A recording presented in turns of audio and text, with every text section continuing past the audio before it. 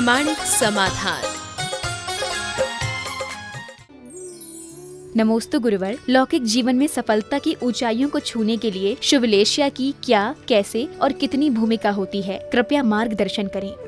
देखिए, एक शुक्ति है, उन्नतम मानसम यस्य भाग्यम तत्समुन्नतम। जिसका मानस ऊंचा होता है उसका भाग्य ऊंचा होता है। चाहे लौकिक हो या पारमार्थिक, किसी भी क्षेत्र में जब तक आपके भीतर सकारात्मकता नहीं होगी आप ऊंचाई का स्पर्श नहीं करेंगे। जहाँ तक लेश्याओं का सवाल है, ये लेश्या शुभ भाव है और ये धर्मी अधर्मी सबको हो सकती है, लेकिन हाँ, जो तमोगुण प्रधान होते हैं उनके अंदर अशुभ लेश्या होती है और जो सतोगुण प्रधान होते हैं उनके अंदर शुभ लेश्या होती है। हम तम से सत की तरफ बढ़े, तमसो माँ सतोगमय। ये हम जो असतो माँ सतोगमय, तमसो माँ ज्योतिर्गमय की जो उक्ति है उसे हम चरितार्थ करें, अंधकार से प्रकाश की ओर यात्रा करें। हाँ, इसके साथ यदि आत्मज्ञान हो जाए, जीवन का विवेक प्रकट हो जाए तो हमारी स्थिति बिल्कुल अलग हो सकती है। ये बिल्कुल यथार्थ है कि जीवन की ऊंचाई वे ही छू पाते हैं जिनके भीतर गहराई हो। हमेशा ऊंचाई गहराई सापेक्ष होती है। पेड़ उतना ही ऊंचा उठता है जितनी उसकी जड़ें गहरी होती हैं। इसलिए जड़ है, इस सच्चाई को हम न केवल समझे अपितु स्वीकार भी करें। नमोस्तु गुरुवर। कभी कभी कुछ परिवारों में जब सुसाइड जैसी कुछ दुर्घटनाएं हो जाती हैं तो उस समय उस परिवार का मनोबल टूट जाता है। तो इस स्थिति में समाज का उस परिवार के प्रति क्या कर्तव्य होना चाहिए? देखिए, किसी के घर भी दुर्घटना हो तो हमारे यहाँ एक बड़ी अच्छी परंपरा, जीते जी व्यक्ति कैसा भी हो, मरने के बाद तो उसके प्रति सहानुभूति ही रखी जाती है। यही वजह है कि हर व्यक्ति के मरणोपरांत स्वर्गीय लिखा जाता है, भले वो नरक जैसा जीवन जिया हो।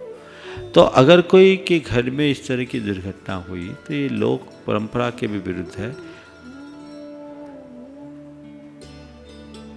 किसी के जीवन में इस तरह की दुर्घटनाएं घटती है तो हमें उनको सकारात्मक रूप से देखकर उनके मनोबल को जगाना चाहिए, टीका टिप्पणी नहीं करना चाहिए। हमारी परंपरा में किसी के यहाँ मरण आदि हो जाने पर जाकर बैठने जाने की परंपरा है। वो बैठने क्यों जाते हैं?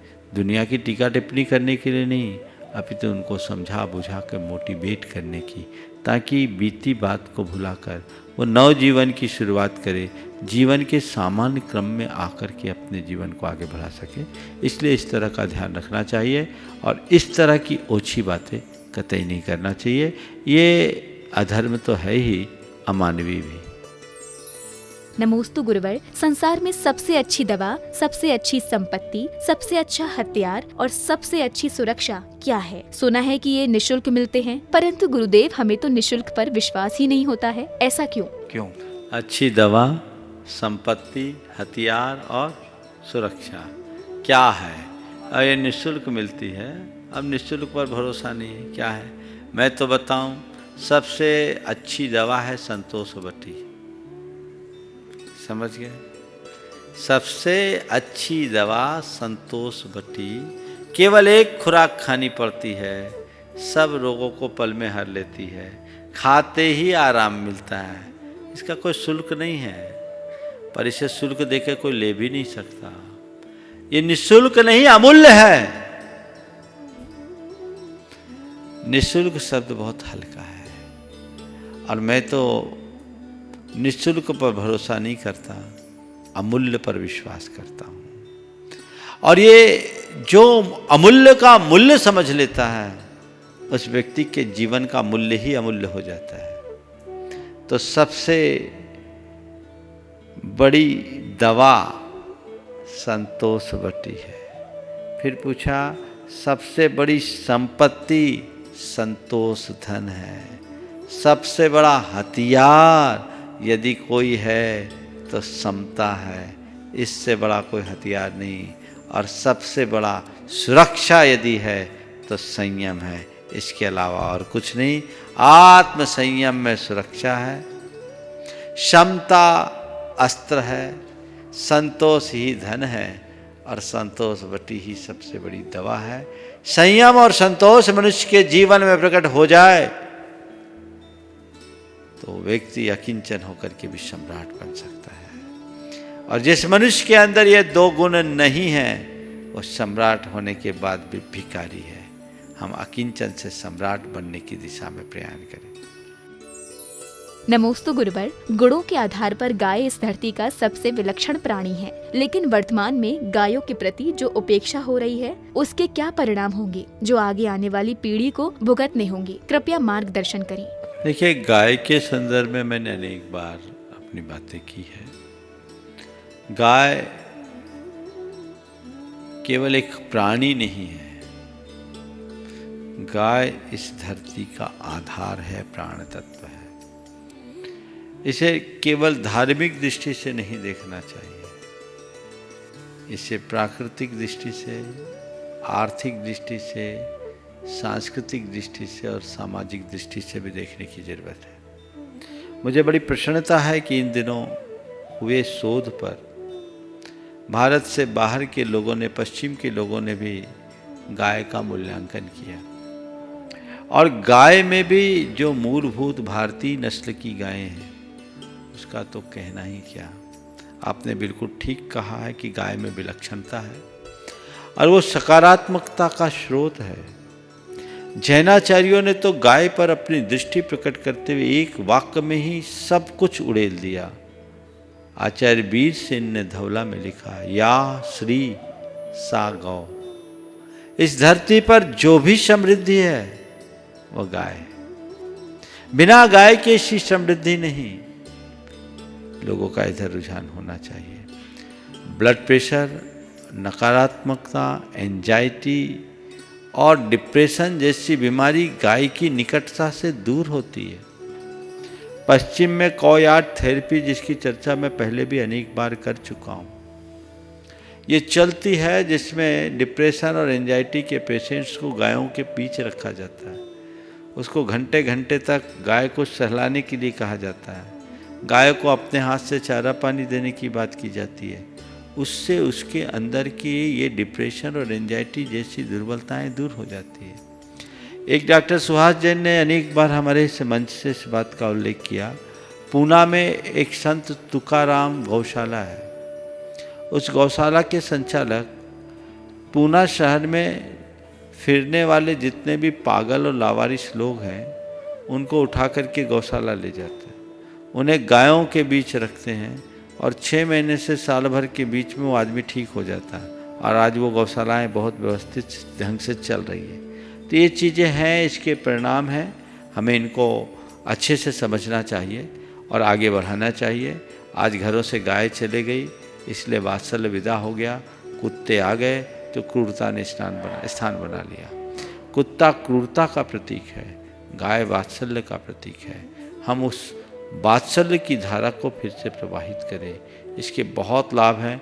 अगर बोलूँ तो 1 घंटा भी कम होगा, लेकिन आप सब इससे जुड़े, इसे समझे, जाने और लोगों तक जनाने की कोशिश करें। गाय को केवल एक प्राणी की भांति न देखें, उसे प्रकृति के एक वरदान के रूप में देखें, तभी हम सृष्टि की सलामती रख सकें।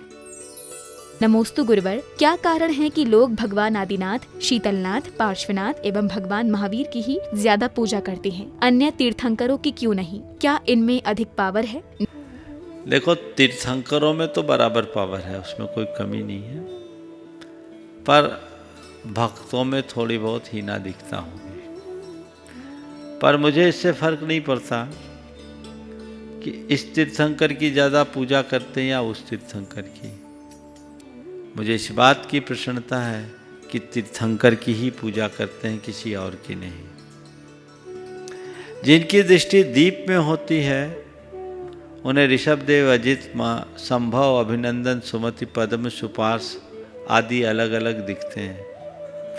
मेरी दृष्टि ज्योति में है। मुझे हर में 24 तीर्थंकर दिखते हैं, चाहे आदिनाथ कह दो, चाहे महावीर कह दो, चाहे शांतिनाथ कह दो, चाहे पारसनाथ कह दो। नाम कुछ भी हो, सब उनमें समाहित है। हम नाम की पूजा नहीं करते, गुणों की पूजा करते हैं। इसलिए हम गुणों को केंद्र में रखें, दीप का नहीं, ज्योति का मूल्यांकन करें। नमोस्तु गुरुवर। एक बाप अपने जिस बेटे के लिए जिंदगी भर कमाता है, अपना सब कुछ लुटा देता है, पर वही बेटा अपने बाप को मृत्यु के बाद आग लगा देता है। इससे हमें क्या संदेश ग्रहण करना चाहिए? यही तो संसार की वास्तविकता है। रवींद्र जैन की ये 2 पंक्तियां जो उन्होंने रामायण में कही, बालपने में पिता पुत्र को कांधा दे दुलरावे हो, कांधे पे दुलरावे हो, कांधा दे के उस दुलार का बेटा मूल्य चुकावे हो।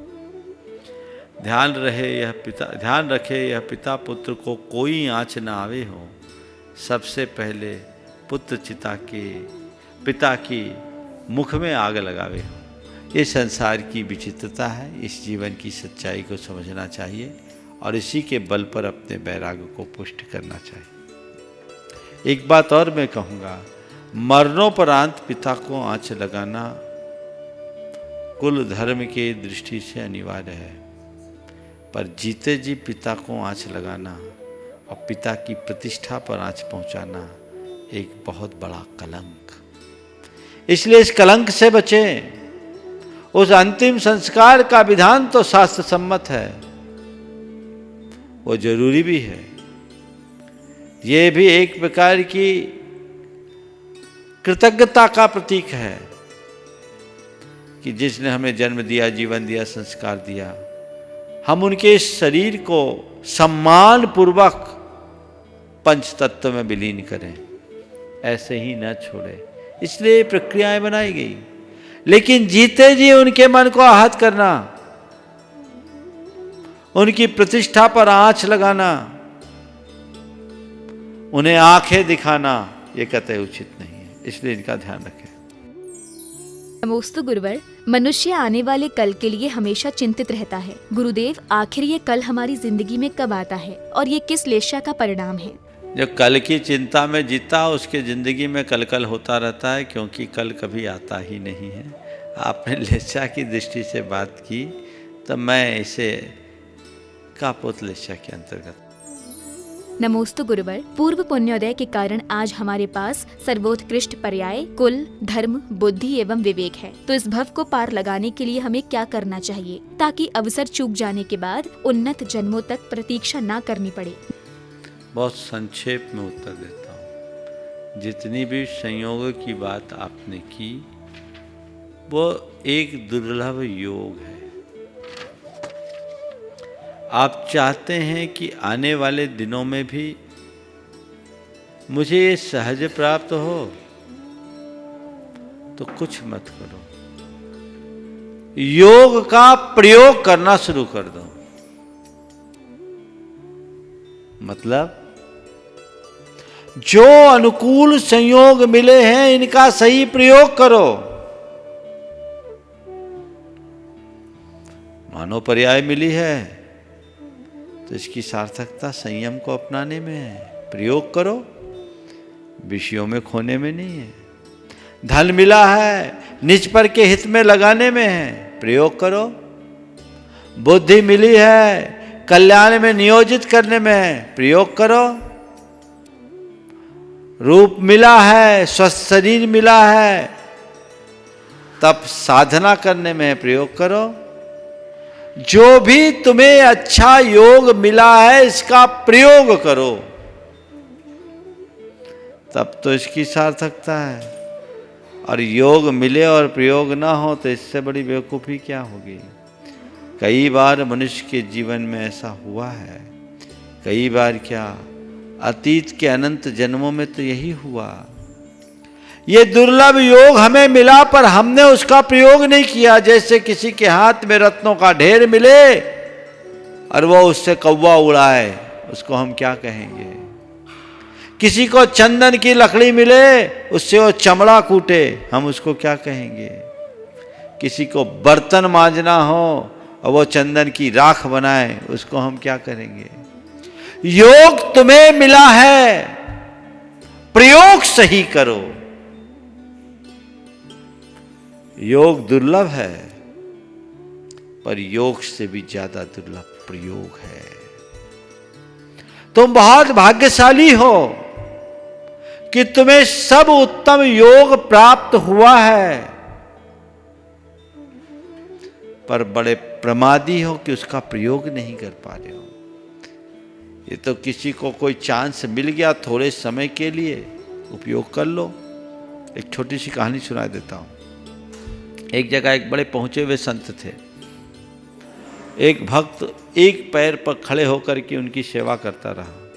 संत उसकी सेवा से प्रसन्न हो गए। एक दिन उससे पूछा, बेटा क्या चाहता है? बोले कुछ नहीं गुरुदेव, आपकी कृपा भर हो जाए, बड़ा गरीब हूँ। संत को उस पर करुणा आ गई। बोले एक काम कर, तू गरीब है, मेरे पास ये बेशकीमती पारसमणि है, तू ले जा, इसको तू जिस लोहे को सटाएगा वो सोना बन जाएगा। पर एक सप्ताह के लिए मणि तुझे दे रहा हूँ, अगले रविवार को मैं तेरे घर आऊँगा, वापस मणि ले जाऊँगा। इस बीच तुझे जितना सोना बनाना है बना लेना, जन्म जन्म की दरिद्रता दूर हो जाएगी। घर आया, देखा अब किस लोहे को सोना बनाऊं। घर में लोहे के नाम पर उसके दरवाजे की कुंडी, सांकल, तवा और एक चमेटा था, चिमटा था।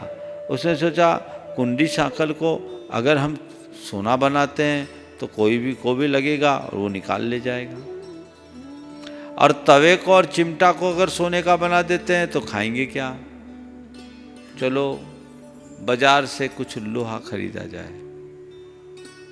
अब लोहा खरीदने गया तो लोहा का भाव बहुत ज़्यादा दिख रहा था। घूम फिर कर वो कबाड़ी के यहाँ गया। कबाड़ी से लोहे का भाव पूछा तो वो उसको महंगा लगा। तो कबाड़ी ने कहा, भैया ऐसा सस्ता चाहिए तो तुम अगर हमको एडवांस कर दो तो 2 दिन में माल की डिलीवरी आने वाली है, कल ही उसका ऑप्शन हुआ है, तुम जितना चाहोगे कर लेना। क्योंकि गुरु ने कहा था कि तुम्हें पारसमणि दे रहा हूँ, 1 सप्ताह के बीच तुम्हें जितना सोना बनाना बना लेना, पर इसका प्रयोग केवल एक बार करना। उसके दिमाग में आ गया कि ठीक है, पूरा ट्रक खरीद लेता हूँ, घर में गिराऊंगा, एक बार टच करूंगा, मेरे घर में सोने का पहाड़ आ जाएगा। और उसके पीछे उसने अपना घर गिरवी रखा। घर गिरवी रख करके उसको एडवांस दे दिया।